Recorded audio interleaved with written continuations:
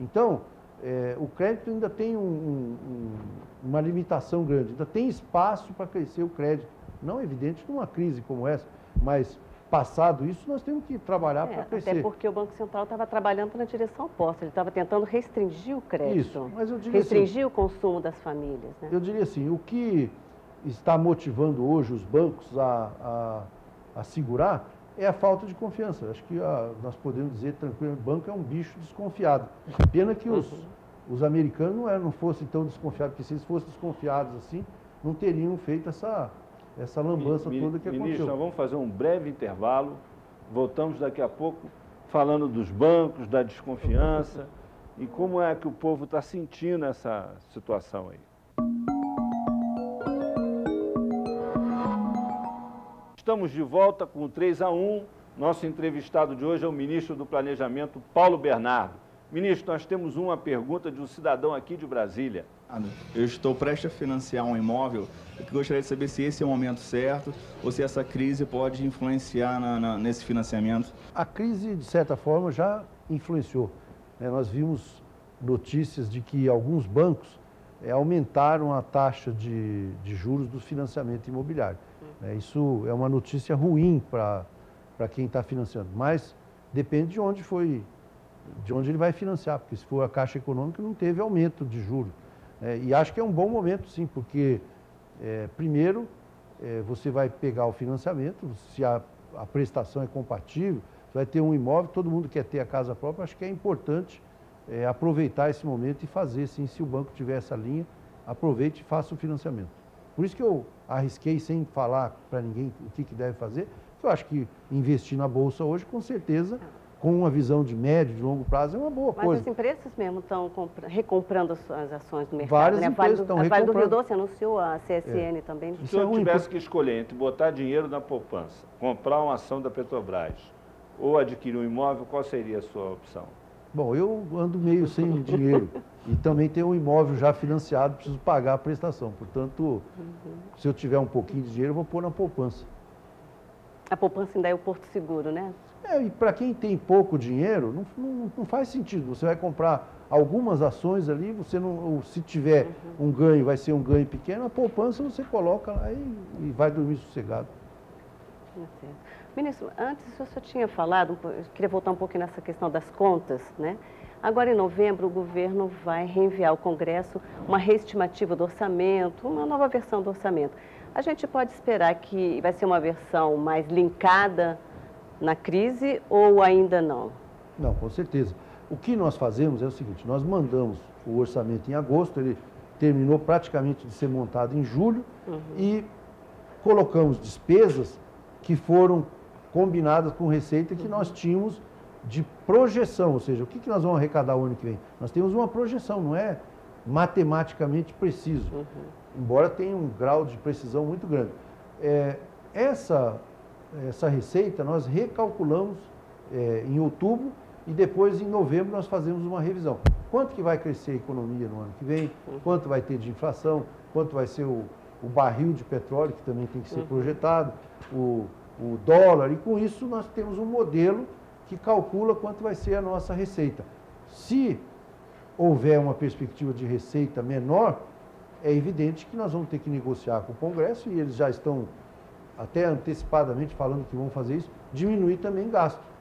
Se for pouco, vamos diminuir pouco. Se for muito, vamos ter que diminuir. Diminuir gasto aonde, ministro? Onde o governo vai diminuir gasto? Tirando os programas sociais e o PAC em qualquer área. Porque, veja bem, Azedo, eu não tenho nenhuma área que eu possa cortar, digamos, 1 bilhão. Olha, vai faltar 1 bilhão de receita, eu preciso cortar 1 bilhão. Para o orçamento federal não é um corte muito grande. O cidadão ouve a gente falar, 1 bilhão, mas isso é muito dinheiro. Não, para o orçamento não é.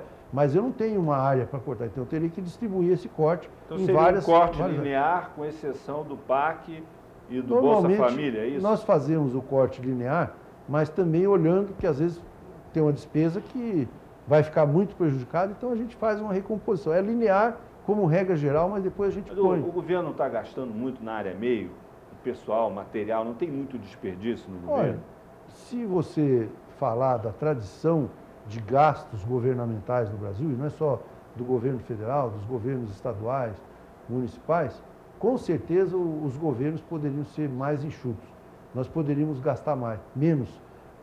O que nós temos feito é adotado medidas de gestão para melhorar a qualidade do gasto, ou seja, fazer a mesma coisa com menos dinheiro ou fazer mais coisa com o mesmo dinheiro.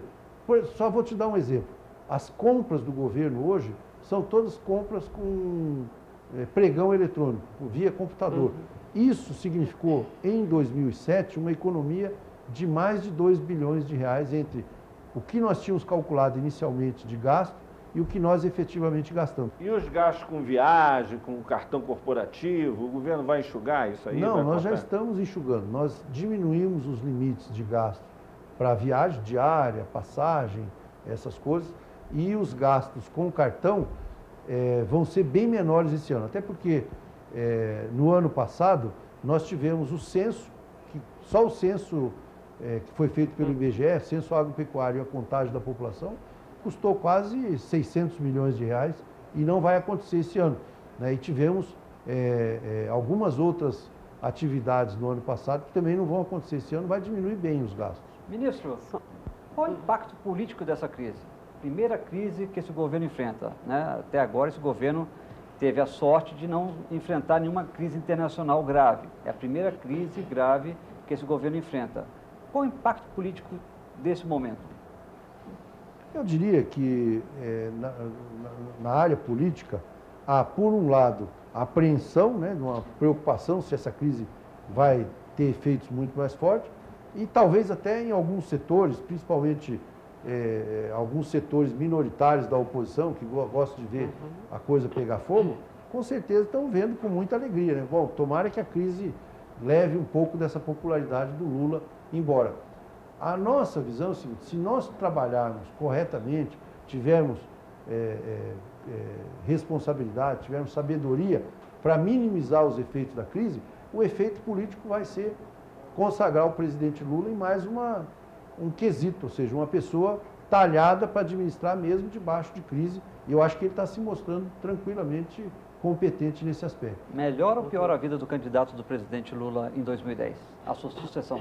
Olha, eu diria que crise nunca melhora a vida de ninguém, né? Você achar, bom, se tiver uma crise forte, melhor para a oposição, né? Pode ser uma ilusão muito grande isso. Eu acho que nós temos que torcer para resolver o problema da crise e fazer eleição disputando política, disputando ideia, ver quem ganha no discurso, nas propostas, e não ganhar à custa da desgraça do país. Quer dizer, se o país for mal, é bom para alguém, não é bom para ninguém. Se a crise afetar principalmente a população de menor baixa renda, essa que ascendeu socialmente, ascendeu financeiramente, isso não vai pesar nas urnas? Vai.